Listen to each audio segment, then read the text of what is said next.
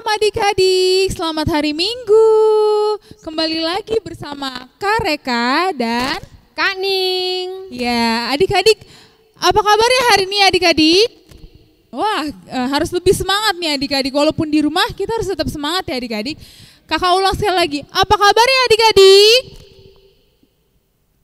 Ya, luar biasa ya adik-adik ya. Untuk memulai ibadah pada hari ini, kita nyanyikan satu lagu, Oh Betapa Indahnya. Adik-adik bangkit berdiri ya. Ayo berdiri semuanya.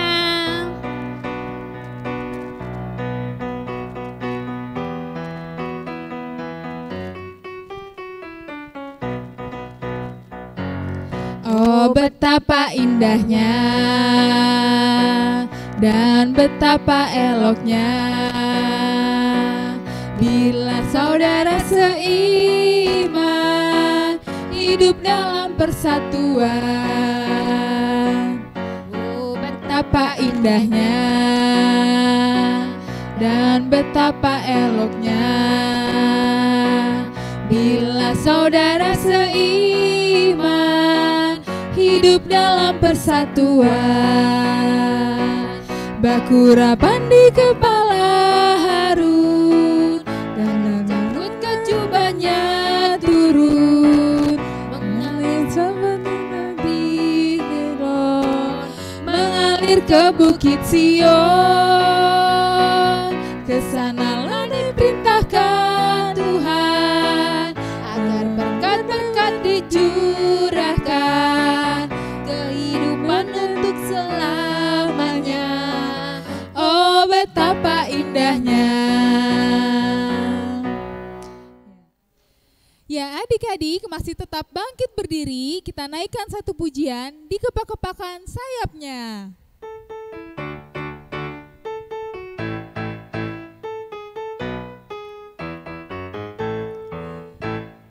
Di kepak-kepakan sayapnya, digeleng-geleng kepalanya, agar tubuh sehat dan kuat untuk bekerja bagi Tuhan. Digoyang-goyang kaki kiri, digoyang-goyang kaki kanan, agar tubuh sehat dan kuat untuk selalu memuji Tuhan. Goyang kiri, goyang kanan, putar ke kiri, putar ke kanan. Goyang kiri, goyang kanan, putar ke kiri, putar ke kanan. Oke, adik-adik dipersilakan duduk kembali. Ya adik-adik, mari kita bersatu dalam doa. Tuhan Yesus, terima kasih ya Tuhan, kami boleh pada hari ini untuk mengikuti ibadah sekolah minggu kembali ya Tuhan. Meskipun kami masih belum dapat berkumpul bersama di gereja, bertemu dengan teman-teman, tapi kami percaya dan dapat merasakan bahwa Tuhan Yesus selalu bersama dengan kami dan memberikan sukacita buat kami ya Tuhan. Terima kasih ya Tuhan, berkati juga teman-teman kami yang hari ini belum dapat mengikuti ibadah sekolah minggu, biar kiranya minggu-minggu berikutnya teman-teman kami boleh mengikuti ibadah sekolah minggu ya Tuhan bersama-sama. Dalam nama Tuhan Yesus kami sudah berdoa dan mengucap syukur, haleluya, amin. Baik adik-adik, sekarang saatnya kita mau belajar firman Tuhan ya. Adik-adik siapkan Alkitabnya dan buka dari 2 Raja-Raja 23 ayat 1 sampai 30. Nanti kita akan baca bersama ya. Dibuka dulu Alkitabnya dari 2 Raja-Raja 23 ayat 1 sampai 30. Oke, kalau sudah siap dibuka Alkitabnya, biarkan tetap terbuka. Kita akan berdoa dulu sebelum kita sama-sama akan membaca Alkitabnya. Yuk kita berdoa ya. Tuhan Yesus, kami kembali datang menghadap hadirat-Mu. Saat ini kami akan belajar akan firman-Mu. Kami mohon Tuhan urapi kami dengan Roh Kudus-Mu, mampukan kami untuk kami bisa mengerti akan firman-Mu dan melakukan firman-Mu dalam kehidupan kami hari lepas hari. Kini berfirmanlah ya Tuhan, karena kami siap untuk mendengarkannya. Haleluya, amin. Oke, kini kita akan mulai ya untuk baca Alkitabnya. Kakak yang akan bacakan buat kita semua. Adik-adik boleh juga ikut membaca ya, atau disimak. Oke ya. Pembaharuan yang dilakukan Yosia, itu judulnya ya. Sesudah itu raja menyuruh orang mengumpulkan semua tua-tua Yehuda dan Yerusalem. Kemudian pergilah raja ke rumah Tuhan, dan bersama-sama dia semua orang Yehuda dan semua penduduk Yerusalem, para imam, para nabi, dan seluruh orang awam, dari yang kecil sampai yang besar. Dengan didengar mereka, ia membacakan segala perkataan dari kitab perjanjian yang ditemukan di rumah Tuhan itu. Sesudah itu berdirilah raja dekat tiang, dan diadakannya perjanjian di hadapan Tuhan untuk hidup dengan mengikuti Tuhan dan tetap menuruti perintah-perintahnya, peraturan-peraturannya, dan ketetapan-ketetapannya dengan segenap hati dan dengan segenap jiwa, dan untuk menepati perkataan perjanjian yang tertulis dalam kitab itu, dan seluruh rakyat turut mendukung perjanjian itu. Raja memberi perintah kepada imam besar Hilkia dan kepada para imam tingkat 2 dan kepada para penjaga pintu untuk mengeluarkan dari bait Tuhan segala perkakas yang telah dibuat untuk Baal dan Asyera dan untuk segala tentara langit, lalu dibakarnyalah semuanya itu di luar kota Yerusalem di padang-padang Kidron, dan diangkutnyalah abunya ke Betel. Ia memberhentikan para imam dewa asing yang telah diangkat oleh raja-raja Yehuda untuk membakar korban di bukit pengorbanan di kota-kota Yehuda dan di sekitar Yerusalem. Juga orang-orang yang membakar korban untuk Baal, untuk dewa matahari, untuk dewa bulan, untuk rasi-rasi bintang, dan untuk segenap tentara langit. Dibawanyalah tiang-tiang berhala dari rumah Tuhan keluar kota Yerusalem ke sungai Kidron, lalu dibakarnya di situ, dan ditumbuknya halus-halus menjadi abu. Kemudian dicampakkannya abunya ke atas kuburan rakyat jelata. Ia merobohkan petak-petak pelacuran bakti yang ada di rumah Tuhan, tempat orang-orang perempuan bertenun sarung untuk Asyera. Disuruhnyalah datang semua imam dari kota-kota Yehuda, lalu ia menajiskan bukit-bukit pengorbanan, tempat para imam itu membakar korban dari Geba sampai Bersheba. Dirobohkannya pula bukit-bukit pengorbanan di pintu-pintu gerbang yang ada dekat lubang pintu gerbang Yosua, penguasa kota itu, yang ada pada sebelah kiri kalau orang memasuki pintu gerbang kota itu. Tetapi para imam bukit-bukit pengorbanan itu tidak boleh naik ke mezbah Tuhan di Yerusalem. Hanya mereka boleh memakan roti yang tidak beragi di tengah-tengah saudara-saudara mereka. Ia menajiskan juga Tofet yang ada di lembah Ben Hinnom, supaya jangan orang mempersembahkan anak-anaknya sebagai korban dalam api untuk dewa Molok. Dibuangnyalah kuda-kuda yang ditaruh oleh raja-raja Yehuda untuk dewa matahari di pintu masuk ke rumah Tuhan dekat bilik Natan Melek, pegawai istana yang tinggal di gedung samping. Juga kereta-kereta dewa matahari dibakarnya dengan api. Mesbah-mesbah yang ada di atas sotoh tempat peranginan Ahaz yang dibuat oleh raja-raja Yehuda, dan mesbah-mesbah yang dibuat Manasye di kedua pelataran rumah Tuhan dirobohkan oleh raja dan diremukkan di sana, lalu dicampakkannya abunya ke sungai Kidron. Bukit-bukit pengorbanan yang ada di sebelah timur Yerusalem, di sebelah selatan bukit kebusukan, dan yang didirikan oleh Salomo raja Israel untuk Astores, dewa kekejian, dewa kejijikan, sembahan orang Sidon, dan untuk Kamos, dewa kejijikan, sembahan Moab, dan untuk Milkom, dewa kekejian, sembahan orang Amon, dinajiskan oleh raja. Ia memecahkan tugu-tugu berhala dan menebang tiang-tiang berhala, lalu ditimbunnya tempat-tempat itu penuh dengan tulang-tulang manusia.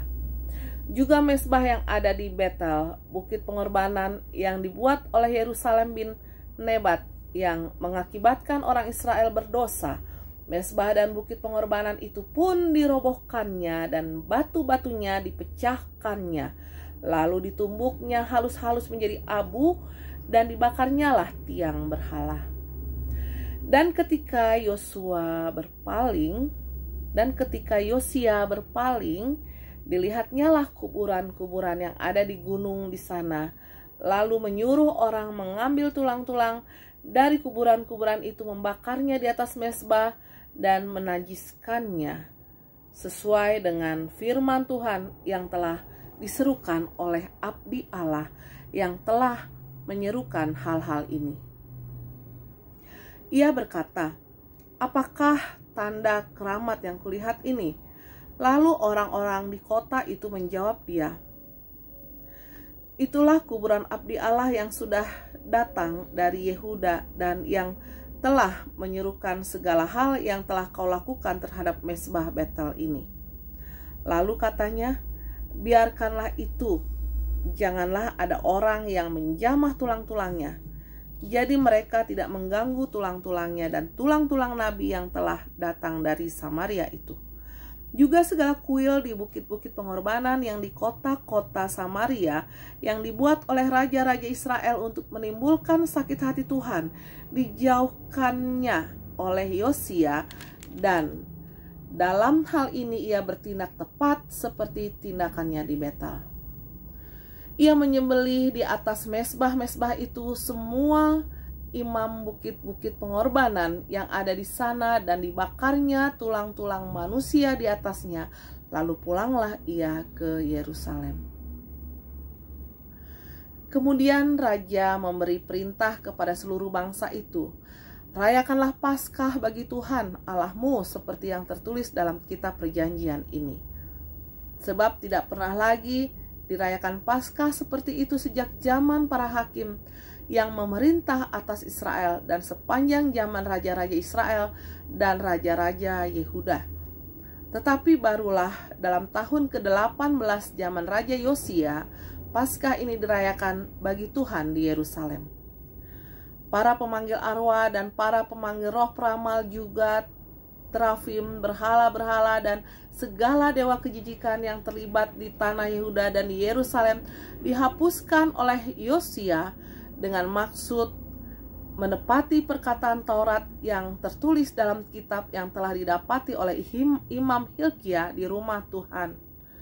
Sebelum dia, tidak ada raja seperti dia yang berbalik kepada Tuhan dengan segenap hatinya, dengan segenap jiwanya, dan dengan segenap kekuatannya, sesuai dengan segala Taurat Musa.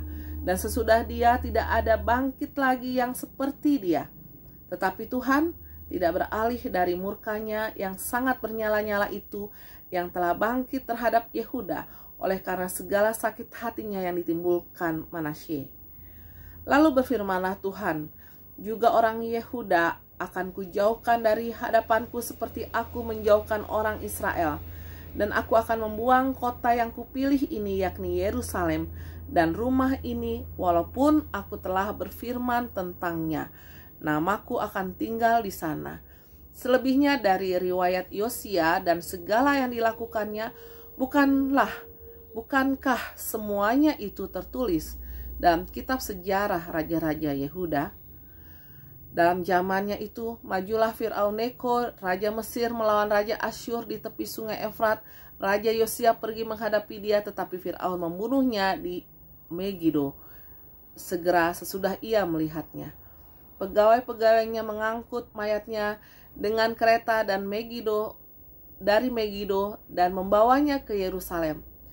Kemudian mereka menguburkannya dalam kuburnya sendiri. Maka rakyat negeri itu menjemput Yoahas, anak Yosia, mengurapi dia dan mengangkat dia menjadi raja menggantikan ayahnya. Demikian firman Tuhan yang kita baca bersama. Ya, dari 2 Raja-Raja 23 ayat 1 sampai dengan 30. Dari bacaan yang kita baca tadi, ya, kita baca bersama. Dalam bacaan tersebut dikatakan seorang tokoh Alkitab yang bernama Yosia. Yosia ini punya arti ya, nama dari Yosia yang artinya adalah Tuhan menopang. Dalam bacaan ini dikatakan bahwa Yosia itu menjadi raja saat umurnya 8 tahun. Saat umurnya 8 tahun ia diangkat menjadi raja. Karena ayahnya yang bernama Raja Amon ya, dibunuh saat Yosia masih kecil. Yosia pun akhirnya diangkat menjadi raja Yehuda. Pada tahun ke-8 masa kepemimpinan Raja Yosia ya, berarti kalau dia diangkat menjadi raja dalam usia 8 tahun, kemudian di masa kepemimpinannya yang ke-8 berarti di masa usia dia itu 8 ditambah 8 jadi 16 tahun ya. Nah, di masa dimana usia Yosia 8 ditambah 8 tadi, di usia yang ke-16 tahun ya, Raja Yosia melakukan reformasi secara besar-besaran. Apa arti kata reformasi dalam hal ini? Reformasi artinya membuat perubahan secara besar-besaran. Hal yang mau diubah oleh Raja Yosia yang pada waktu itu sebenarnya apa? Reformasi diadakan untuk apa? Jadi yang mau diubah oleh Raja Yosia pada waktu itu secara besar-besaran adalah supaya umat Yehuda tidak menyembah berhala lagi. Semua patung-patung berhala harus hancur dan musnah di kerajaan Yehuda. Karena memang pada waktu itu banyak sekali patung-patung berhala. Mereka banyak yang menyembah Baal, menyembah patung-patung. Mereka tidak menyembah Tuhan, ya. Tapi justru yang mereka sembah itu adalah patung-patung berhala. Raja Yosia menghancurkan semua sarana penyembahan berhala yang ada pada waktu itu. Seperti kata firman Tuhan dalam Alkitab yang tadi kita baca bersama, ya. Di situ dikisahkan kejadian demi kejadian di mana Raja Yosia melakukan perubahan secara besar-besaran terhadap berhala-berhala yang ada. Dihancurkannya, kemudian dibakar, ada yang dirobohkan, ditumbuk menjadi halus seperti debu, kemudian dicampakkan abunya. Raja Yosia bukan hanya itu dia lakukan, dia juga memecat para imam yang dahulu melayani patung-patung berhala, melakukan korban-korban bakaran bagi para patung-patung berhala.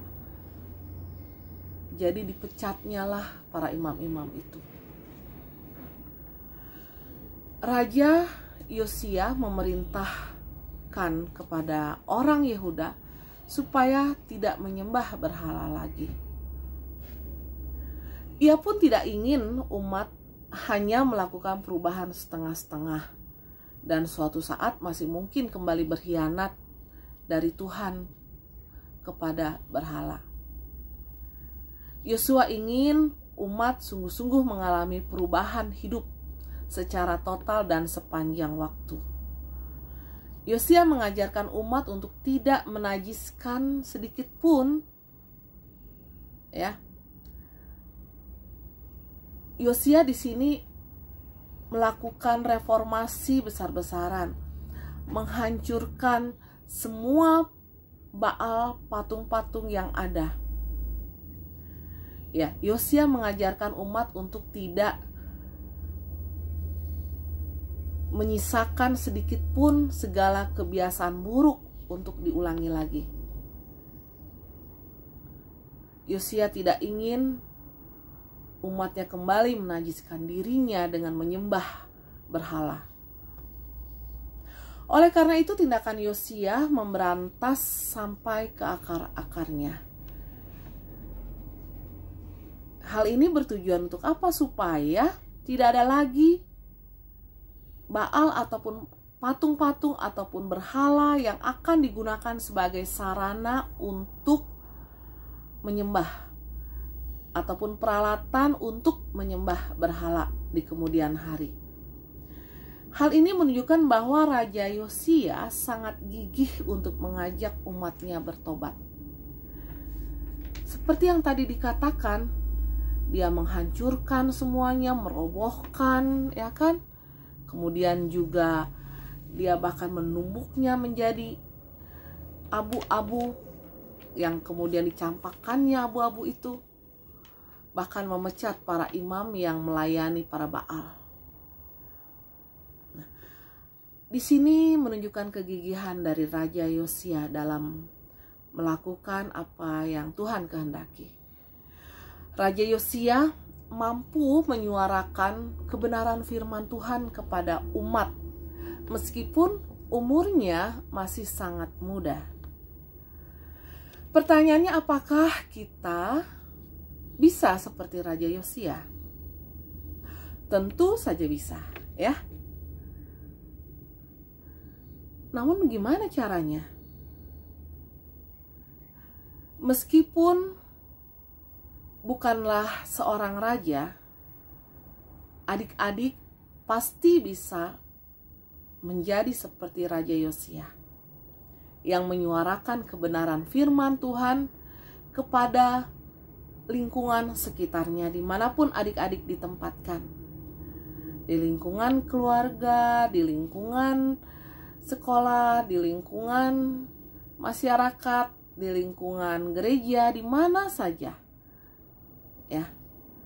Adik-adik dapat menyuarakan kebenaran firman Tuhan kepada teman-teman. Gimana caranya? Kalau di zaman sekarang ini, di mana teknologi itu semakin canggih, adik-adik bisa menjadi seorang good influencer. Apa sih good influencer itu? Ada adik-adik yang tahu? Good influencer itu orang yang bisa membawa pengaruh baik dan bisa menginspirasi teman-temannya. Jadi seorang good influencer itu, dia akan bersemangat dan dia peduli dengan semua yang sedang terjadi. Selain itu, seorang good influencer juga akan memperjuangkan nilai-nilai baik, cara pandang yang baik. Seorang good influencer tentu akan menggunakan media sosial seperti misalnya postingan foto, video, status, dan caption, membuat konten-konten unggahan yang bermanfaat dan tentunya bisa menjadi berkat bagi sesama. Mengajak ataupun mendorong serta memberikan contoh yang baik, keteladanan yang baik kepada teman-temannya melalui fasilitas yang ada, melalui media sosial yang ada. Nah, itu bisa kita lakukan. Lalu, apa yang diharapkan dari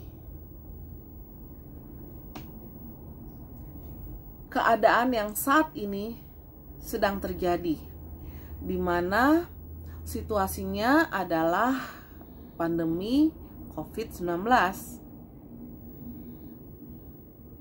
Dalam situasi yang ada sekarang ini, kita terbatas dalam hal tatap muka secara langsung tidak bisa lagi. Misalnya di sekolah, atau ada sekolah yang memang sudah mulai tatap muka langsung.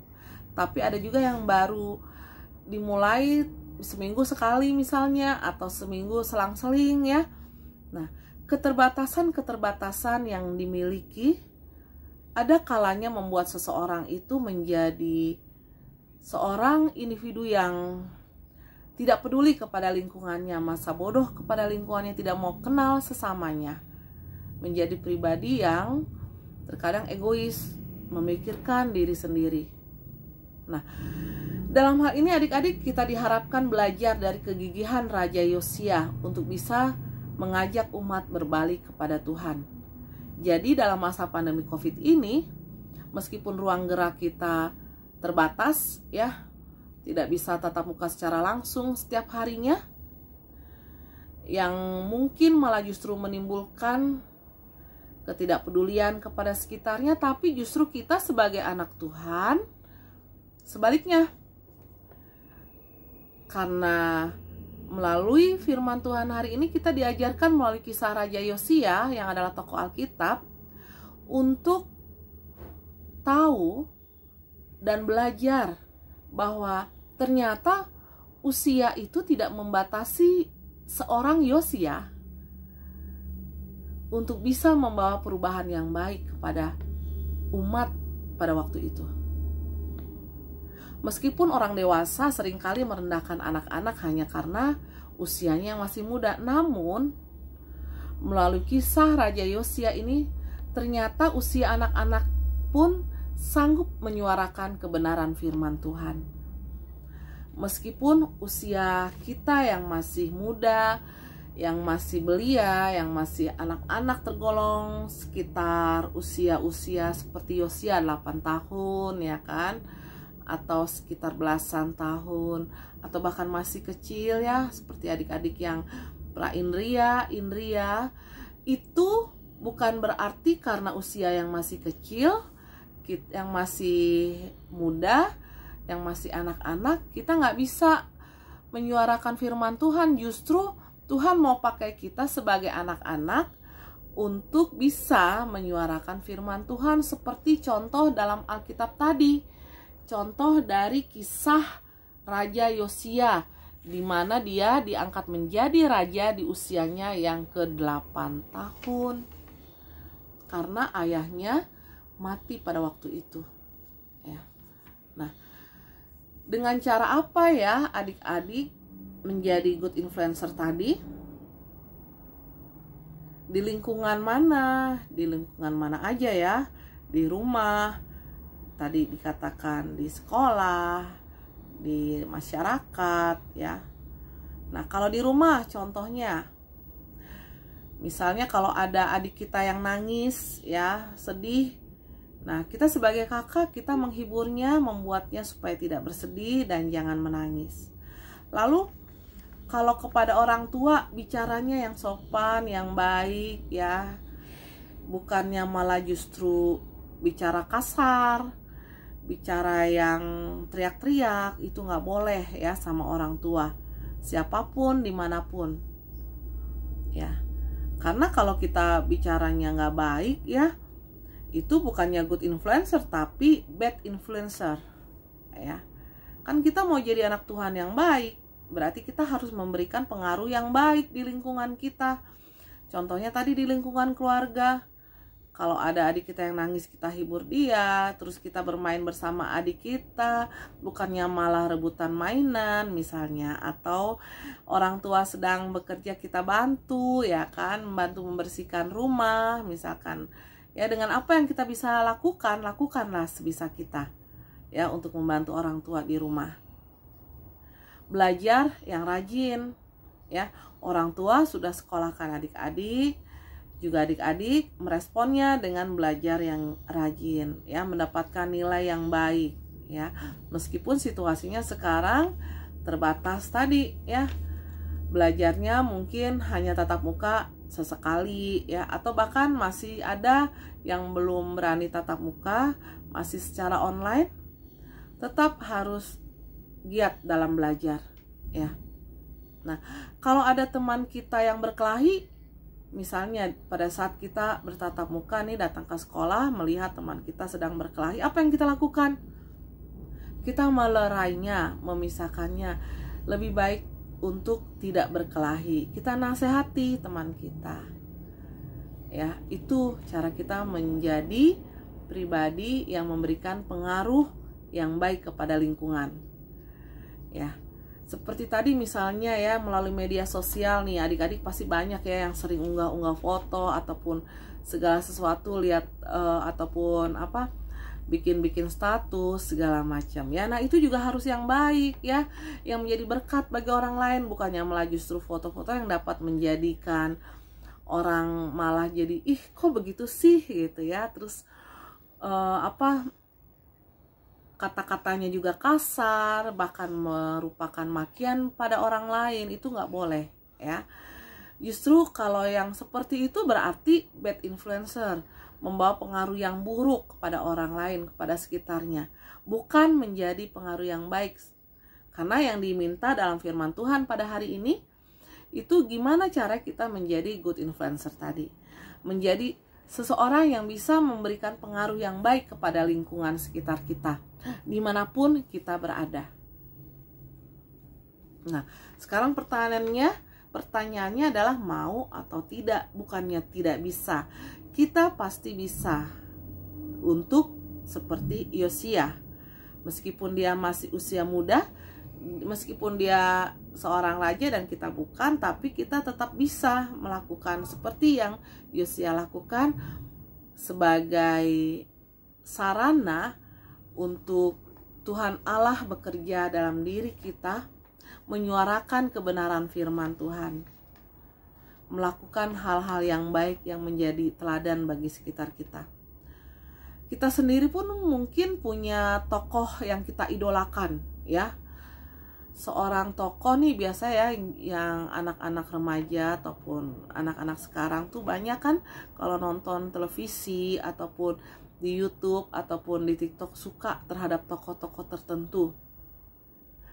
Mungkin dari kata-katanya atau dari sikapnya atau dari perbuatannya atau dari ketenarannya, karena mungkin dia berprestasi ataupun yang lainnya, sehingga kita kagum dan kita ingin menjadi seperti dia misalnya.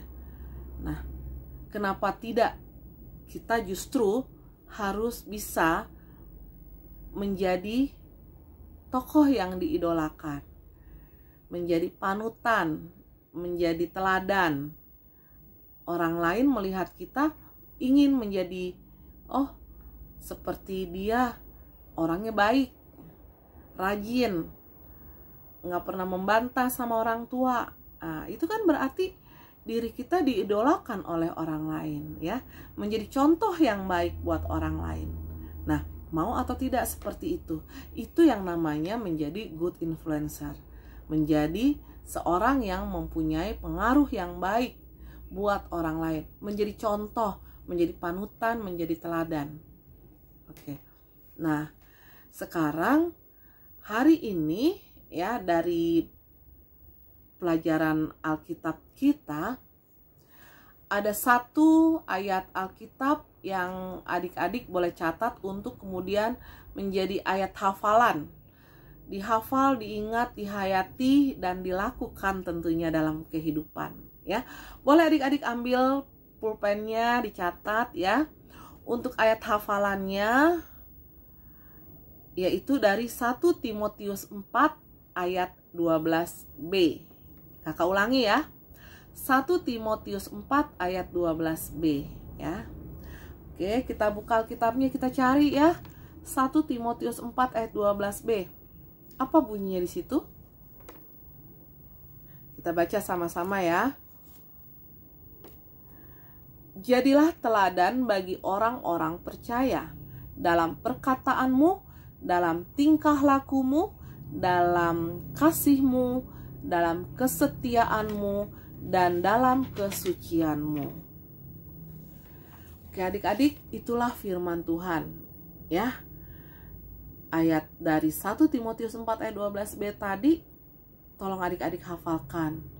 Adik-adik pelajari, terus dihafalkan hingga adik-adik selalu ingat untuk kita bisa menjadi teladan bagi orang-orang percaya, orang-orang yang ada di sekitar kita ya.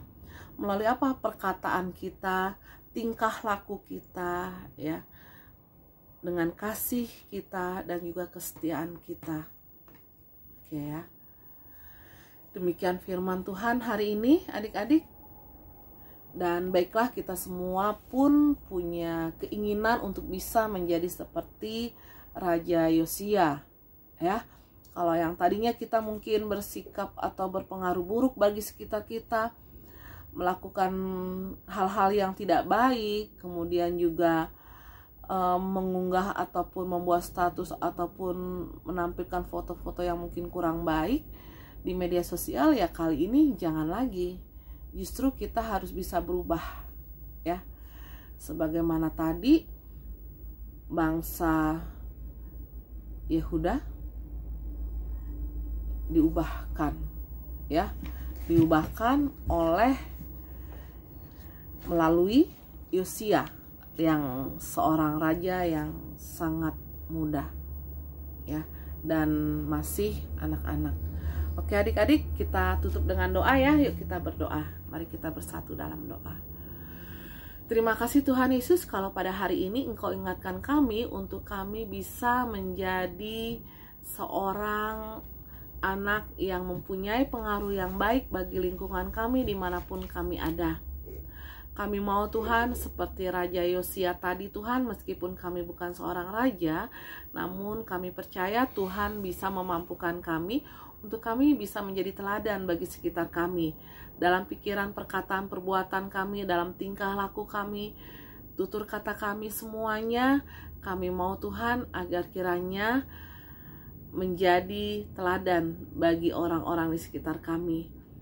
Kami mau melakukan apa yang terbaik dan menjadi kemuliaan bagi nama Tuhan. Kami mau menyenangkan hati Tuhan. Terima kasih Tuhan. Terpujilah Kristus kekal selama-lamanya. Amin.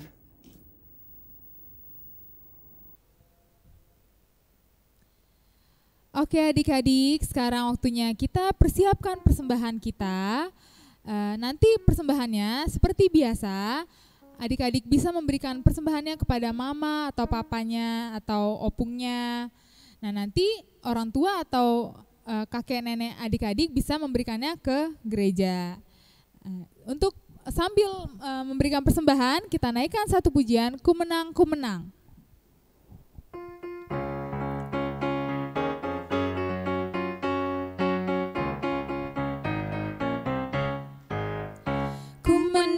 Ku menang bersama Yesus Tuhan. Ku menang di dalam peperangan. Ku menang atas segala setan. Haleluya, haleluya, ku menang. Haleluya, dia bangkit.